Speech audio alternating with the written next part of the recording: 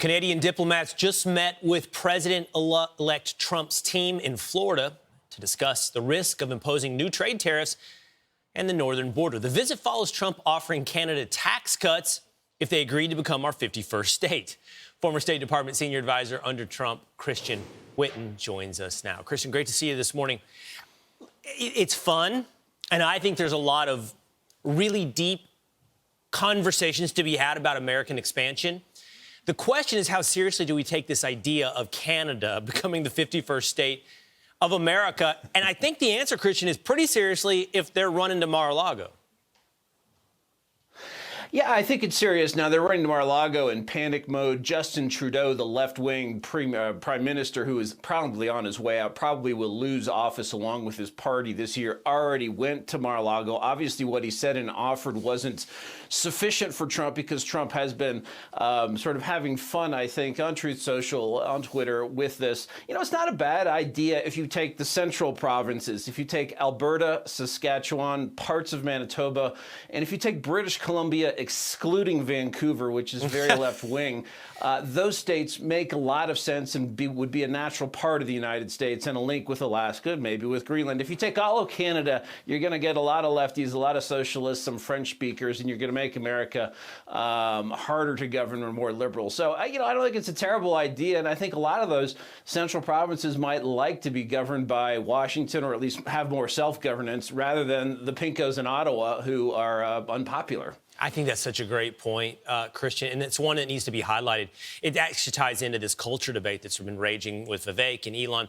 You don't just absorb a new country unless they can be absorbed into your culture. That's a bottom line truism, and maybe parts of Canada can. By the way, Jean-Sébastien Comeau, spokesman for Canada's new finance minister, Dominic LeBlanc, said Minister LeBlanc and Minister Joly had a positive, productive meeting at Mar-a-Lago with Howard Lutnick and Doug Burgum as a follow-up to the dinner between the Prime Minister and President Trump last month. I want to also transition to this, because if we're going to talk about American expansion, I actually love the instinct by Trump. Greenland, Canada, Panama, if it makes sense for the United States. Can you talk to me about the Panama Canal? What is it about China and the role they're playing at the Panama Canal that has Trump's attention?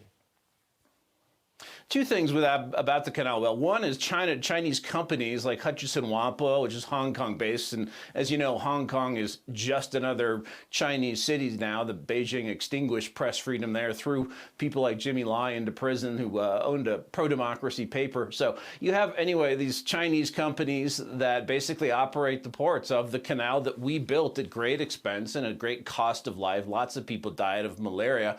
That's sort of the concern number one. China also owning a port now, a super port in Peru, so it's extending its tentacles into our southern hemisphere.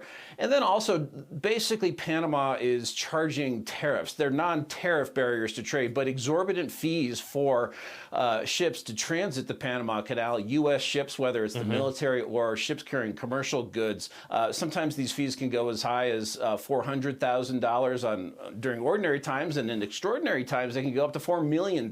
So these are things that have to be corrected in Trump's view. Okay, one last quick question for you, Christian. I'm tight with 30 seconds, but I know you can answer it.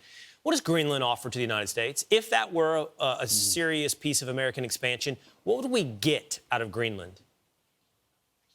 Well, they would get something and we would get something. As climate changes, I believe naturally, it's easier to exploit natural resources in Canada, and especially if you have U.S. capital and the resources there. Greenlanders who are ruled by Denmark, really mad at their high cost of living, we can help make them rich. If they had an Alaska-style trust fund where they get revenue instead of the government from natural resource extraction, they could all be millionaires. So they would be better off and we would be better off. All right, good stuff. Fascinating discussion that I think too many people are dismissing as crazy talk.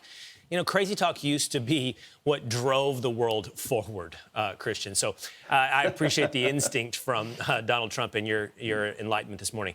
Christian Whiton, thanks a lot.